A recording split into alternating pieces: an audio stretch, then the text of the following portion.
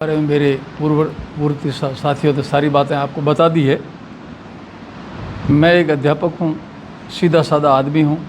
मुझे इन किसानों के साथ अन्याय हुआ होता लगा तो मुझे भारी दुख हुआ और इसलिए हमने ये मुद्दा उठाया है। हमारे गांव ने उठाया और हमने पता भी किया कि ये लोग कैसे लोगों को ठगते हैं।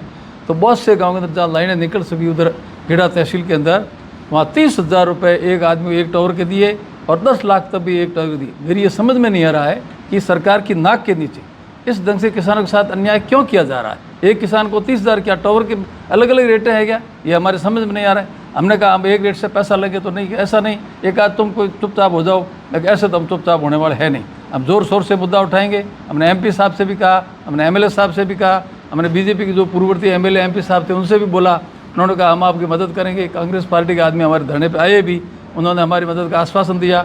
MP साहब ने हमारा मुद्दा लोकसभा तक उठाया भी, ज़ोर शोर से उठाया। उन्होंने हमारे गांव का स्पेशल नाम लेके उठाया। MLA साहब बोल रहे थे कि मैंने भी विधानसभा के अंदर उठाया है, लेकिन उसका वीडियो साहब हमने देखा नहीं है, इसलिए मुझे पूरा उठाया होगा, मतलब उन्होंने ये बोल रहे थे ऐसा।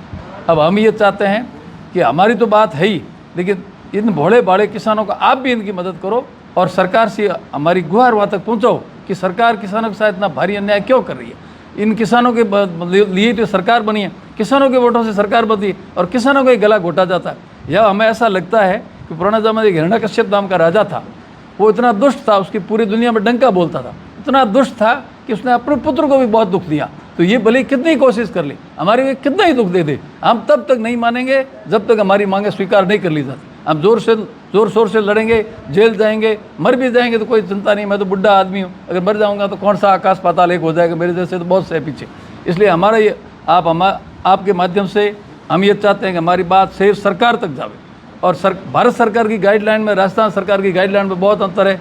हमारी इच्छा है कि भारत सरकार की गाइडलाइन के अनुसार बाज़ार रेट से और बाज़ार रेट में और इस BLC के अंदर तो भारी अंतर है। हमारे गांव में तो साहब 5 लाख रुपए में भी ज़मीन आज नहीं मिल रही है। अब ये ज़मीन में भी 2 तरीके होते हैं।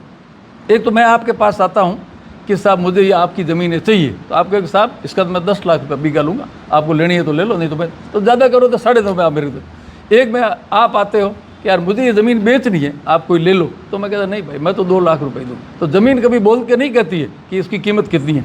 इसलिए सरकार को ये बात समझ लेनी चाहिए कि किसानों के साथ अन्याय न करे और सबको एक रूपता से, मैं तो कहता हूँ जितनी लाइनें निकली है सबको पैसा एक रूपता से दो। क्यों बेचारे किसानों को गला घोटा जा रहा है, ये समझ में नहीं आया। कंपनियों के साथ सरकार क्यों खड़ी है, क्यों नेता खड़े हैं, क्यों प्रशासन खड़ा है, कहाँ लिखा हुआ प्रशासन के लिए कि भाई किसानों को डरा धमका करके आप लगा दो। ज़मीन हमारी, खेत हमारा, मालिक हम, बिना पूछे हमारे खेत के अंदर प्रवेश किया अनाधिकृत रूप से, उन्होंने खड्डे खोदे, सब कुछ किया।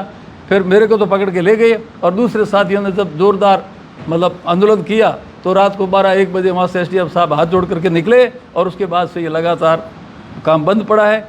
बाकी बातें इन्होंने बोल दी।